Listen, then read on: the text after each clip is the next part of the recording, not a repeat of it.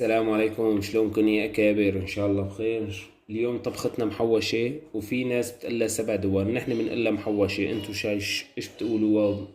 اكتبوا لنا بالكومنت. إذا عجبكم الفيديو لا تنسوا تدعمونا بلايك وشير وتشتركوا بالقناة مشان نستمر بنشر المزيد إن شاء الله.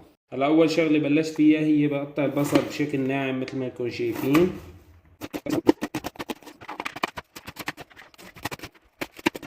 هلا بعد ما فرمت البصل ناعم نبلش الكوسة والباذنجان والبندورة من هالشكل مثل ما انكم شايفين. طبعا انا شوي بخشن.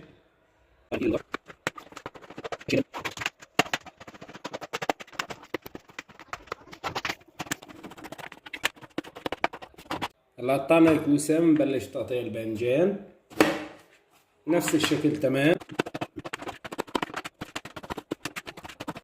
هلا انا عم بفرم خشن مشان ما تنخبص معنا، بنفرم خشن. هلا البندورة انا بفرمها بهالشكل مثل ما انكم شايفين. اول شغلة بنظف العاف تبعها بهالشكل هيك، وهلا عم بفرم البندورة مثل ما انكم شايفين.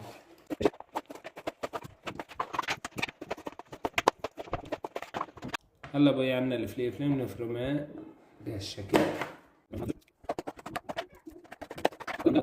وهلا مثل ما انكم شايفين راح احط معلقتين سمنة. هلا بنضيف عليهم البصل اللي فرمناه،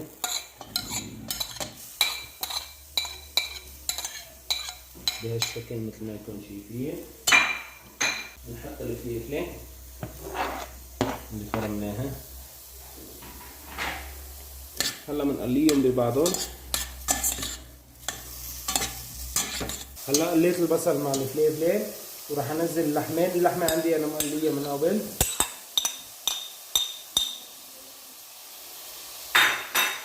نحركها معهم مثل ما انتم شايفين.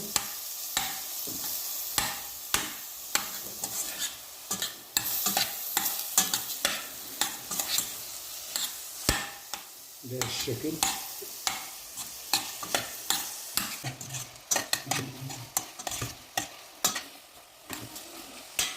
هلا راح نجيب مثل ما قلينا اللحمة مع البصل والفلفل. راح اضيف فوقهم الباذنجان اول مرة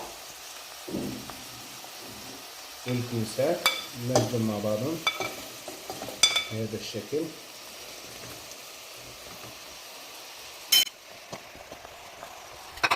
هلا بنحركهم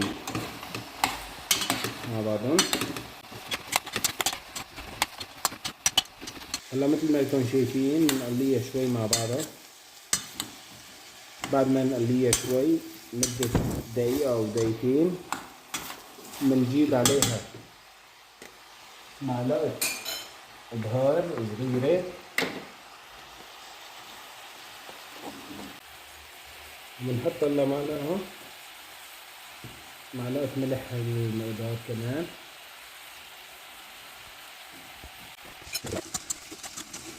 هلا مثل ما انكم شايفين نزلت البندورة راح احطها هيك على الوجه، وما بنحركها ابدا مشان ما تنخبص معنا.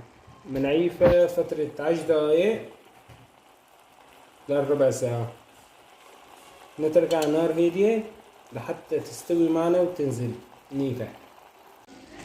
هلا مثل ما انكم شايفين هلا بقى بنبلش بنحرك. هلا بنبلش بنحركها هيك بهالشكل مشان ما تعلق معنا بالارض الطنجرة.